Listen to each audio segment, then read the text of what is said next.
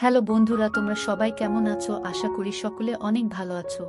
আমিও তোমাদের ভালোবাসা ও সাপোর্টে অনেক ভালো আছি। বন্ধুরা, তোমরা আমাকে যে পরিমাণে সাপোর্ট দিয়েছো, তাই আবারও তোমাদের জন্য হাতের কাজ করার নতুন আরও একটি গল্প নিয়ে হাজির হলাম। চলুন ভিডিওটি শুরু করি। আমার নাম স্নেহা। ধনী পরিবারের 4 ভাইয়ের একমাত্র বোন। বাবা মা অনেকদিন আগেই মারা গেছেন, কিন্তু আমার দাদারা আমাকে বাবা মায়ের অভাব কোনোদিন বুঝতে দেয়নি। আমি এত আদর আর ভালোবাসায় বড় হয়েছি যে তারা কোনো কিছুর অভাব কোনোদিন বুঝতে দেয়নি। আমি যা চেয়েছি তাই সঙ্গে সঙ্গে পেয়েছি। আমার বড় দাদা গ্রামের মোড়ল, আর ছোট 2 দাদা বিদেশে পড়তে গিয়েছিল, কিন্তু আমার পড়াশোনা করতে ইচ্ছে হতো না। আরেক ভাই গ্রামে ডাক্তারি করত। আজকাল দেখি ছেলে হোক বা মেয়ে, সবারই মোবাইল আছে, তাই আমি আমার দাদার কাছে একটা স্মার্টফোন চাইলাম। আমার বড় দাদার সাথে সাথে আমাকে একটা নতুন স্মার্টফোন কিনে দিলেন। এটা পেয়ে আমি খুব খুশি। আমি খুব সুন্দরী, তাই নিজের ছবি তুলে সোশ্যাল মিডিয়াতে পোস্ট করতাম। আর অনেক লোক আমার ছবিতে লাইক এবং কমেন্ট করত। লোকজন আমাকে খুব পছন্দ করতে শুরু করেছে। একদিন আমি সোশ্যাল মিডিয়ায় অভিষেক নামে একটি ছেলের সাথে কথা বলি। সে খুব বুদ্ধিমান। ও আমাকে বুঝিয়েছিল যে ছবি সোশ্যাল মিডিয়াতে আপলোড করা কেন উচিত না। তারপর সোশ্যাল মিডিয়া থেকে আমার সব ছবি ডিলিট করে দিয়েছি। ধীরে ধীরে অভিষেকের সাথে আমার বন্ধুত্ব বাড়তে থাকে, এবং আমাদের বন্ধুত্ব কখন প্রেমে পরিণত হয় বুঝতেই পারিনি। তার সাথে প্রতিদিন ফোনে কথা বলতাম আর ঘন্টার পর ঘন্টা গল্প করতাম। আমি গ্রামের মেয়ে আর অভিষেক শহরের।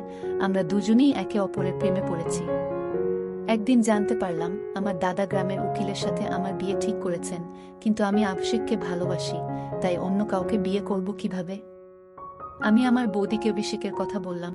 যখন বৌদি দাদাকে বলল অভিষেককে আমি ভালোবাসি, তখন দাদা আমার হাত থেকে মোবাইল কেড়ে নিয়ে আমাকে বলে, ওই ছেলের সাথে কথা বলবি না, সোশ্যাল মিডিয়ায় দেখে কারো প্রেমে পড়া ঠিক না। এই ধরনের মানুষরা সব সময় প্রতারক হয়, যারা মেয়েদেরকে প্রেমের ফাঁদে ফেলে প্রতারণা করে। কিন্তু অভিষেক এরকম না। আমি দাদাকে বোঝানোর অনেক চেষ্টা করেছি, কিন্তু দাদা আমার কোনো কথা শোনেননি। দাদা আমাকে অভিষেককে ভুলে যেতে বলেছিলেন, কিন্তু আমি ভুলতে পারিনি। একথা আমি অভিষেককে বললে অভিষেক আমাকে বাড়ি থেকে পালিয়ে যেতে বলে। আমি দাদাকে অনেক বোঝানোর চেষ্টা করেছি, কিন্তু দাদা বোঝেননি। তাই একদিন রাতের অন্ধকারে গোপনে বাড়ি থেকে পালিয়ে অভিষেকের দেওয়া ঠিকানায় পৌঁছাই। অভিষেকের সাথে দেখা হওয়াতে আমি খুব খুশি, কারণ অভিষেককে প্রথমবার দেখেছি। আমাকে দেখে অভিষেকও খুব খুশি। অভিষেকের ফ্যামিলিতে কেউ নেই, ও একটা ভাড়া বাড়িতে থাকে। আমরা দুজনে কোর্ট ম্যারেজ করে স্বামী স্ত্রী হই। সংসারকে সুন্দরভাবে চালানোর জন্য অভিষেক খুব পরিশ্রম করত। আমি অভিষেকের সাথে খুব খুশি। আমি বাড়ি থেকে পালিয়ে এসেছি, তাই হয়তো আমার দাদারা আমাকে খুঁজে বের করার চেষ্টা করেছে, কিন্তু তাতে আমার কিছু যায় আসে না। আমি আমার স্বামীকে নিয়ে খুশি। অভিষেক ও আমার ছোটখাটো প্রয়োজনের যত্ন নিত। আমি আমার জীবনে এই সিদ্ধান্ত নেওয়ার জন্য কখনো আফসোস করিনি, কিন্তু একদিন আমার সাথে এমন ঘটনা ঘটল যা আমি কখনো কল্পনাও করিনি। একদিন আমি ফোন পেলাম, আমার স্বামীর অ্যাক্সিডেন্ট হয়েছে। আমার পায়ের নিচ থেকে মাটি সরে গেল। দৌড়াতে দৌড়াতে হাসপাতালে গিয়ে দেখি আমার স্বামী মৃত্যুর কোলে ঢলে পড়েছে। মানে আমার সারা জীবন নষ্ট হয়ে গেছে, যার জন্য আমি গ্রাম থেকে শহরে এসেছি। আজ সে আমাকে একা রেখে চলে গেছে। কাঁদতে কাঁদতে আমি অজ্ঞান হয়ে গেলাম। সেই অবস্থাতেই স্বামীর শেষকৃত্য করেছি, কারণ এই শহরে আমার স্বামীর নিজের কেউ নেই, আর আমারও স্বামী ছাড়া কেউ নেই, কিন্তু সেও আমাকে ছেড়ে চলে গিয়েছে। এখন আমি সম্পূর্ণ একা। আমি কখনো ভাবিনি আমার সাথে এমন হতে পারে। আমি খুব একটা শিক্ষিত না, এবং আমার যা কিছু আইডি ছিল সব দাদাদের বাড়িতে। আর আইডি না থাকায় আমি কোনো কাজও পাচ্ছি না। বিয়ের মাত্র 2 মাস পরে অভিষেকের মৃত্যুর পর আমি দাদাদের সাথে যোগাযোগ করার চেষ্টা করলে তারা আমাকে অস্বীকার করে, বলে তুই আমাদের জন্য মরে গেছিস, তুই আর এ বাড়িতে পা দিবি না। আমরা সারা গ্রামে বলে দিয়েছি তুই মারা গেছিস, আর একটা লাশ এনে গ্রামের সবাইকে দেখিয়েছি। আমি জানতাম যে দাদাদের কাছ থেকে আমি এরকমই উত্তরই পাব, কিন্তু আমি এখন কিভাবে বাঁচব? আমার মাথায় তো সমস্যার পাহাড় নেমে এসেছে। অভিষেক মারা গেছে 1 মাস হয়ে গেছে। কয়েকদিন আশেপাশের লোকজন আমাকে সাহায্য করে, কিন্তু কতদিন এভাবে কেউ সাহায্য করতে পারে? আমি ঘরের কিছু জিনিসপত্র বিক্রি করে কোনোরকম খেয়ে পরে বাঁচতে লাগলাম। কিন্তু ভাড়া না দেওয়ায় একদিন বাড়িওয়ালা আমাকে বাড়ি থেকে বের করে দিলেন। এখন এমন খারাপ দিন এলো যে আমি রাস্তায় ভিক্ষা করতে বাধ্য হলাম। যখন কেউ খাবার দিত তখনই খেতাম, না হলে খালি পেটেই ঘুরে বেড়াতাম। থাকার জায়গা ছিল না, তাই রাস্তায় দিনরাত পড়ে থাকতাম। একদিন খিদের জ্বালা সহ্য করতে না পেরে একজন লোক ভিক্ষা দিতে এলে আমি তার পা ধরে বলতে লাগলাম, স্যার, আমি 2 দিন কিছু খাইনি, আমাকে কিছু খেতে দিন। দয়া করে আমাকে কিছু খেতে দিন, না হলে আমি মরে যাব। তিনি আমাকে বললেন, তুমি কি আমার বাড়িতে যেতে পারবে? একথা শুনে আমি অবাক হয়ে গেলাম। তিনি বলতে লাগলেন, আমার বউ মারা গেছে, আমার একটি ছেলে আছে, বয়স 4 বছর। আমি চাই তুমি আমার ছেলের দেখাশোনা করো। যদি তুমি তার দেখাশোনা ঠিকমতো করতে পারো তাহলে আমি তোমাকে থাকা খাওয়া সব দেব এবং তুমিও বেঁচে যাবে। যাই হোক, আমার জীবন খুব কষ্টে চলছিল, আমার থাকার কোনো জায়গাও নেই। বাড়িওয়ালাও বাড়ি থেকে বের করে দিয়েছিলেন। এখন কেউ খাবার দিলে খাই, না দিলে না খেয়ে থাকি। তাই আমি সাথে সাথে রাজি হয়ে লোকটির সাথে তার বাড়িতে গেলাম। বাড়িটা অনেক বড় এবং সে খুব ধনী। ওই বাড়িতে উনি ছাড়া একটা ছোট বাচ্চা ছিল যার বয়স 4 বছর। উনি আমাকে খাবার খেতে দিলেন আর বললেন, আরামসে পেট ভরে খাও। প্রথমে তো আমি পেট ভরে খাবার খেলাম। খাবার খাওয়ার পর তিনি আমাকে বললেন, তুমি এই বাড়িতে আরামে থাকতে পারো, এখানে তোমার কোনো সমস্যা হবে না। এই বাড়িতে শুধু আমি আর আমার ছেলেই থাকি। এবার তুমি বলো তুমি কে? আমি বললাম, আমার নাম স্নেহা এবং আমি খুব ধনী পরিবারের মেয়ে ছিলাম। আমি আমার 4 ভাইয়ের একমাত্র বোন। আমি সোশ্যাল মিডিয়ায় একটি ছেলের প্রেমে পড়ে গ্রাম ছেড়ে এখানে আসার পর আমাদের জীবন সুখেই চলছিল। তারপর একদিন আমার স্বামী দুর্ঘটনায় মারা গেলে আমার উপর আকাশ ভেঙে পড়ে এবং আমাকে রাস্তার ধারে ভিক্ষা করতে বাধ্য হতে হয়। 2 দিন কিছুই খেতে পাইনি, তাই আপনার পায়ে পড়ে মিনতি করেছিলাম, আপনি আমাকে সাহায্য না করলে আমি না খেয়েই মারা যেতাম। লোকটি তখন বললেন, তুমি আমার বোনের মতো, তুমি এখানে থাকতে পারো, কিন্তু বিনিময়ে তোমাকে আমার ছেলের দেখাশোনা করতে হবে। আমার বউ মারা গেছে, তাই আমি ছেলের যত্ন নিতে পারছি না। আমার একটা মেয়ে দরকার যে তাকে মায়ের মতো মানুষ করতে পারে। তিনি আমাকে তার ছেলের সাথে পরিচয় করিয়ে দিয়ে বললেন, এটা আমার ছেলে এবং এর নাম আকাশ। এর জন্মের পরপরই এর মা পৃথিবী ছেড়ে চলে গেছে। আমি কোলে নিয়ে তাকে আদর করতে লাগলাম। আমি ভাবতে লাগলাম, আজ যদি আমার ছেলে থাকতো তাহলে সেও এর মতো হতো। আমিও বিয়ের 1 মাস পর গর্ভবতী হয়েছিলাম, কিন্তু আমার মিসক্যারেজ হয়, তাই মা হতে পারিনি। আমি আপনাকে কথা দিচ্ছি যে আমি একে নিজের ছেলের মতো মানুষ করব। আমি আকাশের যত্ন করে খুব আনন্দ পেতাম। আমার একমাত্র দায়িত্ব ছিল আকাশের যত্ন নেওয়া, তাকে সময় মতো খাওয়ানো, সময় মতো ঘুম পাড়ানো, তার জামা কাপড় পাল্টানো ইত্যাদি। বাকি সব কাজ করার জন্য অন্য লোক ছিল। একদিন সকালে ঘুম থেকে উঠে দেখি আকাশ বিছানায় নেই। আমি উঠে বাইরে এসে মালিককে জিজ্ঞেস করলাম, আকাশ কোথায়, সে তার বিছানায় নেই কেন?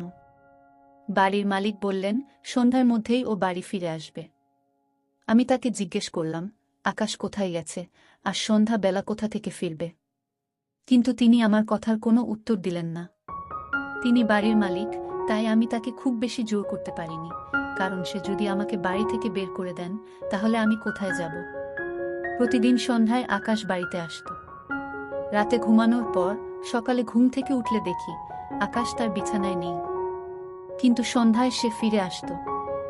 যখনই আমি মালিককে আকাশের কথা জিজ্ঞেস করতাম তিনি কোনো উত্তর দিতেন না এবং বলতেন, তুমি এইসব বিষয় থেকে দূরে থাকো, তার সম্পর্কে অত কিছু তোমার জানার দরকার নেই, তোমার কাজ কেবল তার যত্ন নেওয়া এবং তাকে ভালো করে লালন পালন করা।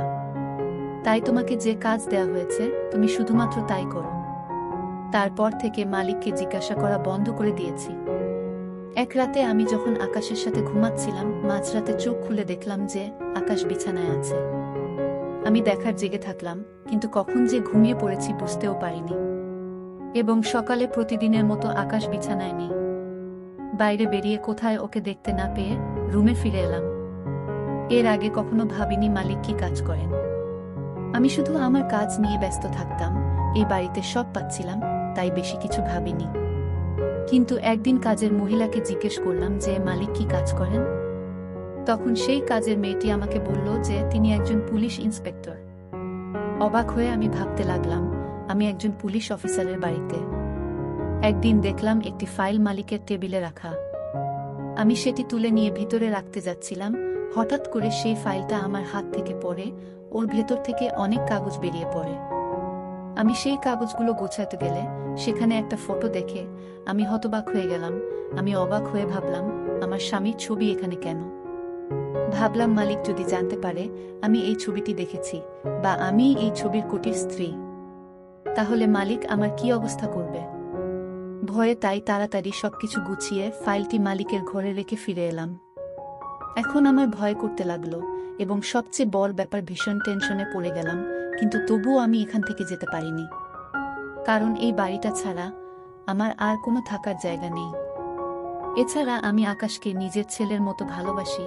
তাছাড়া এই ছবির রহস্যটাও জানতে চাই, এই পুলিশ লোকটা কিভাবে ছবিটা পেল।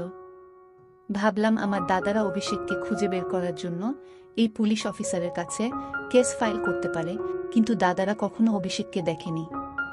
মনের মধ্যে অদ্ভুত অদ্ভুত সব ভাবনা আসছিল, কিন্তু মালিককে জিজ্ঞেস করার সাহস পেলাম না।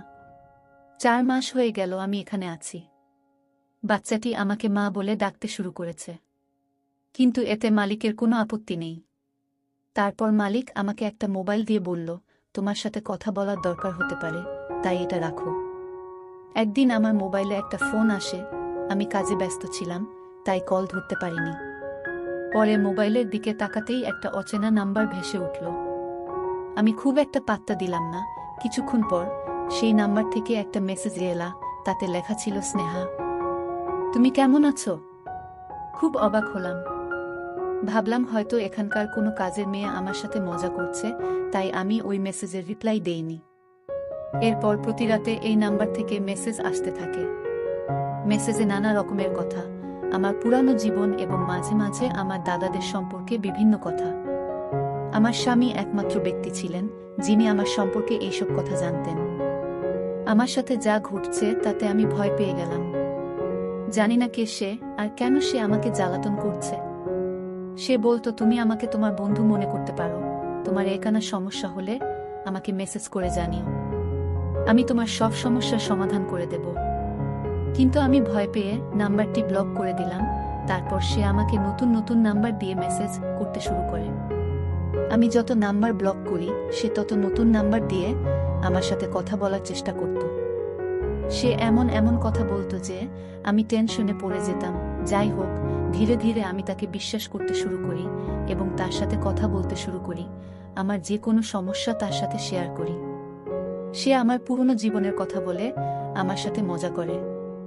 যখন আমি তাকে জিজ্ঞাসা করতাম সে আমার সম্পর্কে এসব কথা কিভাবে জানল, সে আমার প্রশ্নের কোনো উত্তর দিত না, কিন্তু নিজের সম্পর্কে বলতো যে তিনি অবিবাহিত এবং এই পৃথিবীতে তার কেউ নেই। আমারও এই পৃথিবীতে কেউ ছিল না, তাই আমাদের ভালো বন্ধুত্ব হয়ে গেল। আমি চেষ্টা করতাম কারো সামনে তার সাথে কথা না বলতে, সেজন্য আমি তাকে বলেও ছিলাম যে আমি কারো সামনে তার সাথে কথা বলতে পারবো না। সে বলল, ঠিক আছে, রাতে সবাই যখন ঘুমাবে তখনই কথা বলবো। এখন আমরা গভীর রাত পর্যন্ত গল্প করতাম। গভীর রাত পর্যন্ত গল্প করার কারণে ঘুম ভাঙতে দেরি হতো। সকালে ঘুম থেকে উঠে আকাশকে দেখতে পেতাম না। আমি তার সাথে এ বাড়ির বিষয়ে কোনো কথা বলতাম না, কারণ আমি এই বাড়ির নুন খাচ্ছিলাম। আর সে কে তাকে আমি চিনতাম না। সে আমাকে নিজের সম্পর্কে যা বলেছিল তা সত্যি কিনা জানি না।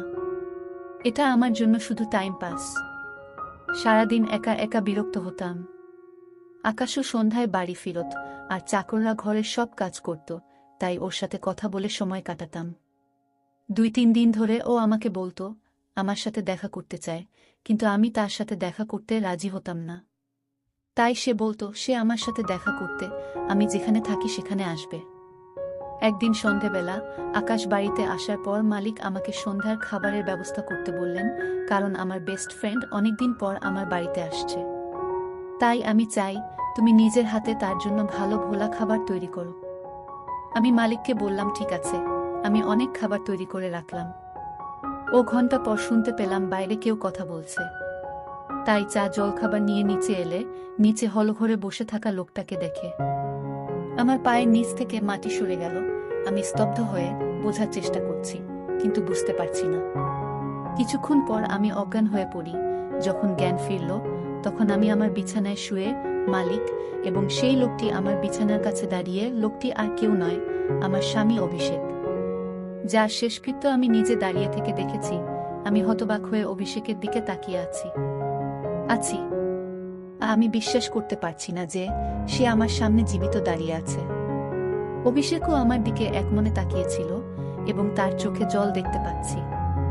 অভিষেক আমাকে বলল, স্নেহা, বিশ্বাস করো, আমি তোমার অভিষেক, যে তোমাকে খুব ভালোবাসে। দেখ, আমি বেঁচে আছি। এই বলে সে আমার কাছে বসল। আমারও চোখে জল। আমি তাকে ছুঁয়ে দেখলাম।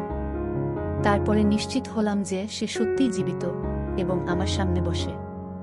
আমি তাকে জড়িয়ে ধরে খুব কাঁদতে লাগলাম। সেও আমাকে জড়িয়ে ধরে খুব কাঁদছিল। তার চলে যাওয়ার পর আমার সাথে যা যা ঘটেছিল তার সবই মনে পড়তে লাগলো। আমি অভিষেককে জিজ্ঞেস করলাম, তুমি যদি বেঁচেই ছিলে, তাহলে কে সে ব্যক্তি যার শেষকৃত্য আমার চোখের সামনে হয়েছিল এবং যার মৃতদেহ আমি দেখেছি, সে কে? আমি অভিষেককে আরও বললাম, তুমি জানো যে তুমি ছাড়া এই পৃথিবীতে আমার কেউ নেই, তাহলে এতদিন আমার থেকে দূরে ছিলে কেন? আমি বলছিলাম আর কাঁদছিলাম। তখন অভিষেক বলল, এটা অনেক বড় ব্যাপার, অনেক রহস্য আছে যা শুনলে তুমি চমকে যাবে। আজ আমি তোমাকে একে একে সব রহস্য বলতে চাই। তুমি যে রং নম্বরে কথা বলতে, সেটা আর কেউ নয় আমি তোমাকে বলেছিলাম যে আমি তোমার সাথে তোমার বাড়িতে দেখা করব। দেখো, আমি এখানে এসেছি। তখন আমার খেয়াল হলো, যে ছেলেটা আমার সাথে কথা বলতো, সে আমার সম্পর্কে এসব কথা জানতো কিভাবে, যা আমি আর আমার স্বামী ছাড়া কেউ জানতো না। কিন্তু অভিষেক যে বেঁচে থাকতে পারে, সেটা কখনোই ভাবিনি। অভিষেককে বললাম, তুমি বেঁচে থাকলে এতদিন কোথায় ছিলে? আমি সবকিছু জানতে চাই। অভিষেক বলল, আমি তোমাকে সব কথা বলবো। তুমি যখন বাড়ি ছেড়ে এখানে এলে আর আমাদের বিয়ে হলো, কয়েকদিন পর তোমার দাদারাও এখানে এসে আমাদের সম্পর্কে সব তথ্য নিয়ে যায়। যদিও তারা গ্রামের সকলের কাছে বলেছিল যে তুমি অ্যাক্সিডেন্টে মারা গেছো। এমনকি তারা একটা লাশ নিয়ে সকলের কাছে প্রমাণ করে যে তুমি সত্যিই মারা গেছো। কারণ গ্রামবাসীরা যদি জানতো যে মোডালের রেবান বাড়ি থেকে পালিয়ে গেছে, তাহলে তাদের নাক কাটা যেত। আর আপমানের ভয়ে তোমার দাদারা গ্রামে মিথ্যাচার করে প্রমাণ করেছে যে তুমি মরে গেছো। কিন্তু তারা আমাকে শত্রু করে নেয়, যেহেতু তাদের বোনকে আমি বিয়ে করেছি। তোমার দাদারা আমাকে সর্বত্র খুঁজছে। একদিন তোমার দাদারা আমার মোবাইল নম্বর জানতে পেরে আমাকে ফোন করে হুমকি দেয় এবং বলে যে আমার সাথে সাথে তারা তোমাকেও মেরে ফেলবে। একদিন রাস্তা পার হওয়ার সময় একটা গাড়ি জোরে ছুটে আসছিল। আমি তো লাফিয়ে পড়ে কোনো রকমে প্রাণে বাঁচলাম, কিন্তু অন্য এক পথচারী দুর্ঘটনায় পড়ে প্রাণ হারান। তারপর আমি ওখান থেকে পালিয়ে আসি। তোমার ভাই ইচ্ছা করে আমাকে মারতে চেয়েছিল, তারপরেও তোমার দাদারা ফোন করে বলেছিল, এইবার তুমি বেঁচে গেছো, তাই ভেবো না যে তুমি প্রতিবার বেঁচে যাবে। তোমাকে না মারা পর্যন্ত আমরা থামব না। তোমার বাড়ির লোকেরা আমার জীবনের শত্রু হয়ে উঠেছে। আমার সাথে আরও অনেক ঘটনা ঘটেছে। প্রথমে আমি জানতাম না এগুলো তোমার দাদারা করছে, কিন্তু যখন থেকে হুমকি এফান আসা শুরু হলো, তখন বুঝলাম যে তোমার দাদারা আমার সাথে এসব করছে। আর যার বাড়িতে তুমি আছো, সে আমার ছোটবেলার বন্ধু এবং একজন পুলিশ অফিসার। আমি তার কাছে সাহায্য চাই এবং সে আমাকে সাহায্য করতে রাজি হয়।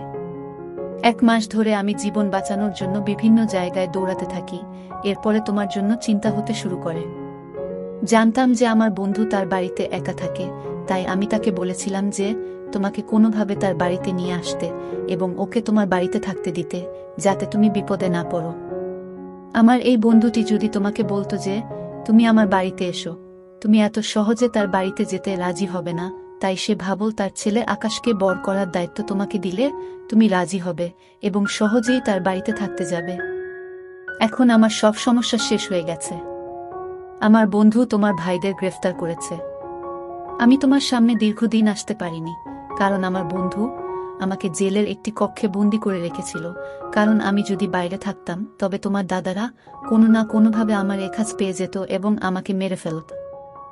আমার বন্ধু জেলে আমার খুব খেয়াল রাখত, যতক্ষণ না আমার বন্ধু আমার দাদাদের ধরতে পেয়েছে, ততক্ষণ সে আমাকে জেল থেকে বের হতে দেয়নি। কারণ আমার জন্য জেলই একমাত্র জায়গা যেখানে আমি সম্পূর্ণ নিরাপদ। আমি অভিষেককে বললাম, আমার একটা প্রশ্ন আছে, যেটা মনের মধ্যে ঘুরপাক খাচ্ছে। আকাশ ভোরবেলা কোথায় যায়, তখন অভিষেকের বন্ধু বলতে লাগলো, আমার স্ত্রী নেই এবং আমার ছেলের একজন মা দরকার। তোমার আসার 1 সপ্তাহ আগেই আমার স্ত্রী মারা গিয়েছিল। আকাশ খুব কান্নাকাটি করত। তাই আমি তোমাকে এখানে নিয়ে আসি। আমি টেনশনে ছিলাম যে আমার ছেলে তোমাকে তার মা মনে করবে কিনা, কিন্তু তুমি তার মায়ের জায়গা খুব সহজেই নিয়ে নিয়েছ। আর আমার ছেলে সকালে বোর্ডিং স্কুলে যায় এবং সন্ধ্যায় ফিরে আসে। আমার স্ত্রী অসুস্থ ছিল, সেজন্য আমি ওকে বোর্ডিং স্কুলে দিয়েছিলাম তার মনোযোগ অন্যদিকে সরিয়ে দিতে, এবং রাতে তাকে বাড়িতে নিয়ে আসতাম। তুমি আমার ছেলের খুব যত্ন নিতে। আমি তোমার কাছে ঋণী। অভিষেক তার বন্ধুকে বলল, তুমিও আমাদের অনেক সাপোর্ট করেছ। তোমার কারণেই আজ আমরা স্বামী স্ত্রী একে অপরের সাথে দেখা করতে পেরেছি। এখন আমরা দুজনেই আমাদের জীবনে খুব খুশি। আমার স্বামী চাকরি পেয়েছে এবং আমরা একই বাড়িতে থাকি। আবার অভিষেককে কাছে পেয়ে আমি খুব খুশি। আমার জীবনের সমস্ত সমস্যা কেটে গিয়েছে। ধন্যবাদ সবাইকে গল্পটা শোনার জন্য।